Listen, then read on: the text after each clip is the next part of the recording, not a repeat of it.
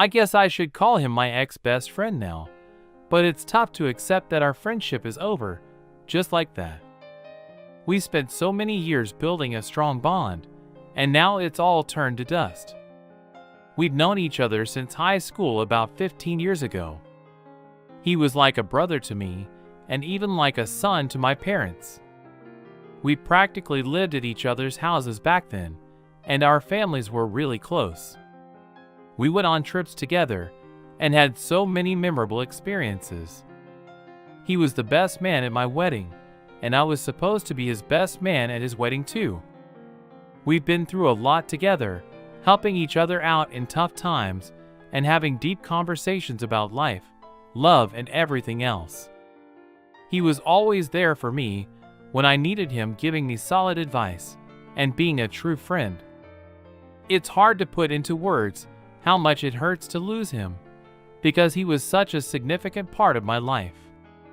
Losing him might be just as painful as losing my wife. It's a huge blow to lose someone who was always there for me and who I considered a true friend, only to find out he betrayed me like this.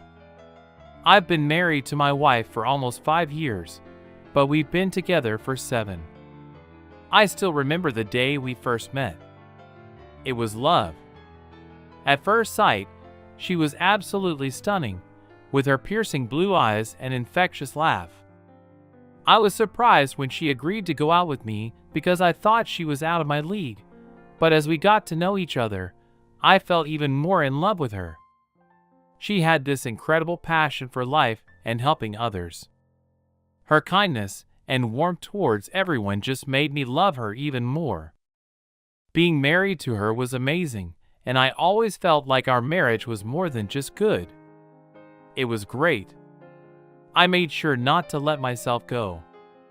As a husband, I took care of myself and ate well. I never forgot our anniversaries and special dates. When she spoke to me, I genuinely listened and paid attention. I took a real interest in her life because she was important to me, but at the same time I gave her space and didn't become too needy or clingy. I pulled my weight around the house, cleaning just as much as she did our bed. Life seemed great too, as far as I could tell. I loved her and cared for her, the way a husband should, always showing her how much she was appreciated. I even made an effort to keep dating her after we got married. I can honestly say I never took her for granted. But despite all of that, I still find myself wondering what went wrong. I've asked myself over and over if there was something else I could have done. Did I do too much? Did she think I was a pushover? Did she lose respect for me? It's hard to figure out what happened. I'm not saying our marriage was flawless. We did have arguments, but they were never serious ones. The trouble began when my best friend broke up with his girlfriend. He took it pretty hard and was feeling upset. I talked to him about it, but then my wife asked if I'd mind if she went out for a coffee with him to talk and give him a woman's perspective. I told her it was okay with me after all.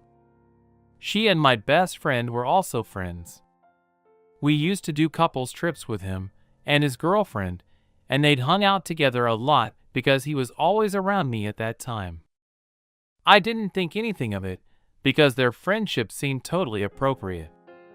I do remember him complimenting my wife's looks when we first started dating and got married, but it was nothing more than that. There were no inappropriate jokes or anything like that. My wife might have said he was good looking at some point, but it didn't raise any red flags for me. Even now when I think about it, I still don't see any signs that they could be more than friends. When my wife returned from the coffee meeting, she seemed a bit off. She was really angry with his ex and said he deserved better. I tried to console her saying he's young and will heal with time, but she seemed really upset by that. She insisted he needed time, and any girl who ends up with him would be really lucky, and his ex was foolish for leaving him. I might not remember every detail of that conversation, but the main idea was that my wife was being vague and not giving many specifics.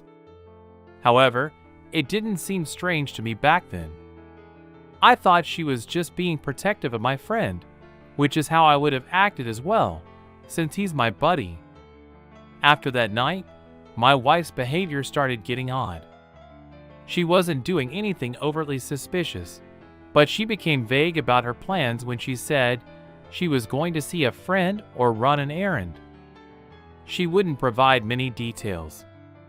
I'm not a controlling person, and she had never given me a reason to doubt her, so I didn't make a big deal out of it at the time. It didn't strike me as strange. My friend was acting weird too, but I attributed it to his recent breakup and feeling down. I would invite him to hang out, but he kept turning me down, which was unusual. He never gave a specific reason, just said he was busy. I saw less and less of him, and when we did meet, he seemed different. It's hard to describe, but he didn't seem as comfortable as before. One day, he messaged me asking to visit his house, saying he needed to talk and get some things off his chest. I went over there without suspecting anything. I knocked on the door, and he answered. I tried to make some light conversation and jokes, but he completely ignored me. He then asked me to go into the living room, and there I found my wife sitting on his couch. At that moment, I may not have fully realized what was going on, but a sense of dread started creeping over me as soon as I walked in. She started crying, and he wasted no time telling me that there was no easy way to say it. They were in love and wanted to be together. I was completely shocked and felt like I wasn't even present in that moment when I finally started to gather myself. They both tried to apologize, saying they still loved me and regretted what happened. They insisted it was an emotional affair that just happened, not something they planned. They knew they were wrong, but their feelings for each other couldn't be ignored. They promised nothing physical had occurred between them. I don't know if that's true or not, and honestly I'm not sure it even matters anymore, and that's where we stand now. Since that day, I've received numerous texts from both of them filled with apologies. My wife has been asking if I'm okay and assuring me that she still cares for me, but I mostly ignore those messages now, and they've become less frequent. She decided to move out of our house, and I didn't bother asking where she was going. Later, a friend of mine revealed that she moved in with my former friend as soon as she left. That was just a few months ago. A few days back, she stopped by the house to pick up some things. I tried to avoid her, but she asked if she could talk to me for a moment. She then told me that she and my former friend are trying to have a baby together. She wanted to give me a heads up so we can handle it as we go through our divorce. She felt it was important to tell me herself because I deserve to know. It really hurt to hear how quickly she's moving on. We had plans to have kids together, but she wanted to wait until she turned 30. Now he's going to be the one to father her children, and I have to witness it. I'm here seeking any advice you can give me. I don't know how to cope with her getting pregnant. I feel like it'll be a constant source of pain once it happens, and I'm so jealous of him because he's living the life I wanted with her. I also know that her pregnancy means it's really the end for us. There won't be any chance of reconciling after that.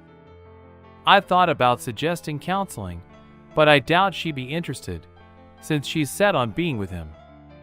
I also don't know how to process all of this. I can't wrap my head around how they both did this, or how I didn't see it coming. I don't understand why she left when we seemed happy.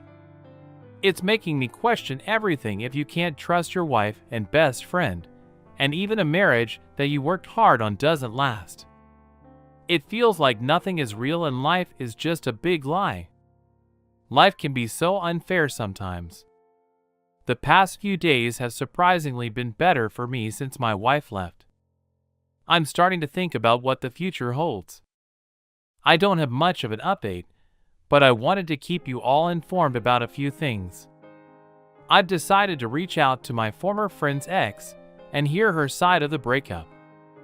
Maybe I'll find out something useful. Maybe not, but I feel like I should try.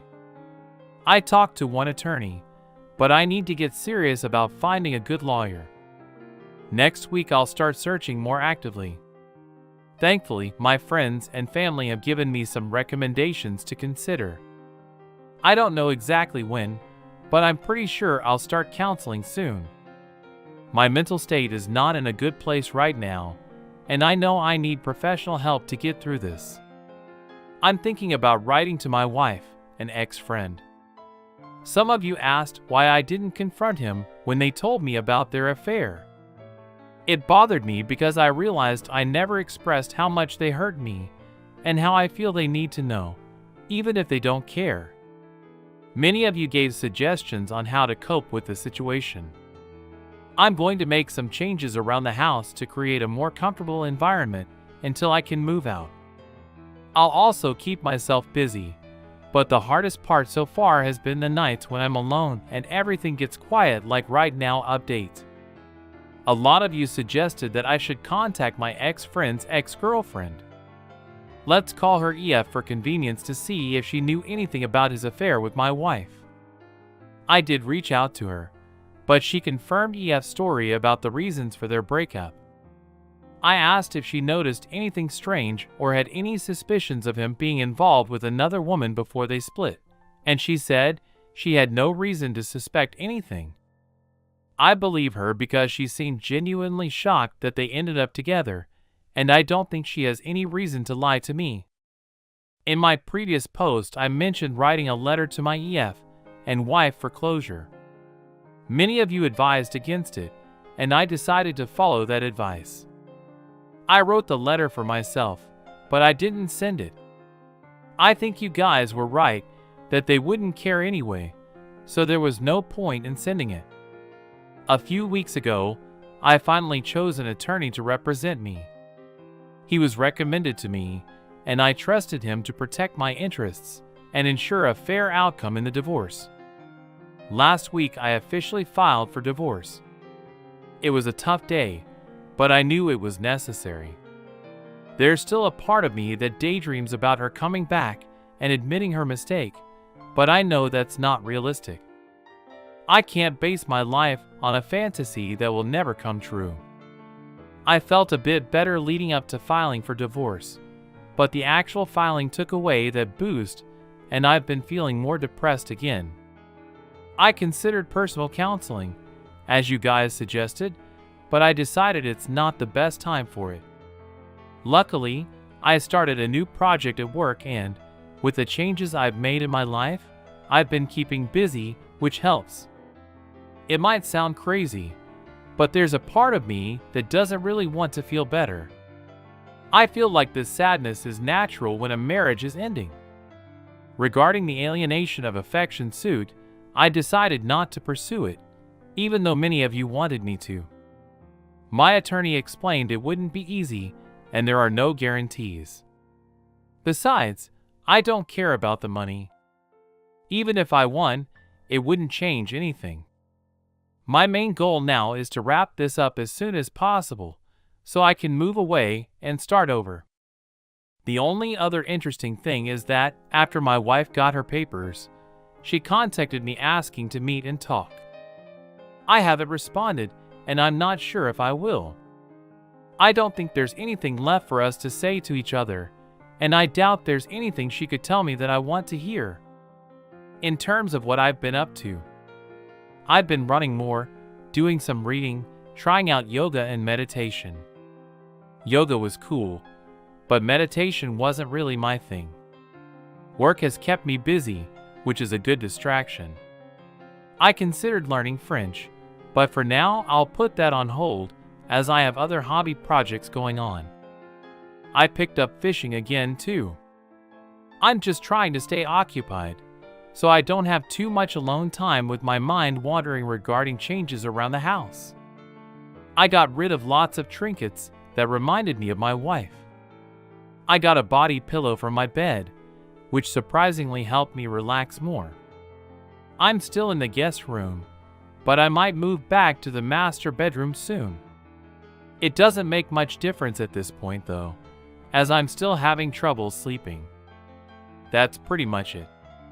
I've been reading more about failed relationships and got some good advice from recommended sites and a YouTube video. The guy in the video said that if someone moves on quickly after the breakup, they probably weren't the right one for you. It made me think how I saw my wife. I used to think she was the one, but maybe she wasn't if she could do all this. He also had some great insights about memories and accepting when someone you cared about becomes just a memory. That's all for now. It's not the happiest or most eventful update, but that's life, I guess, foreign.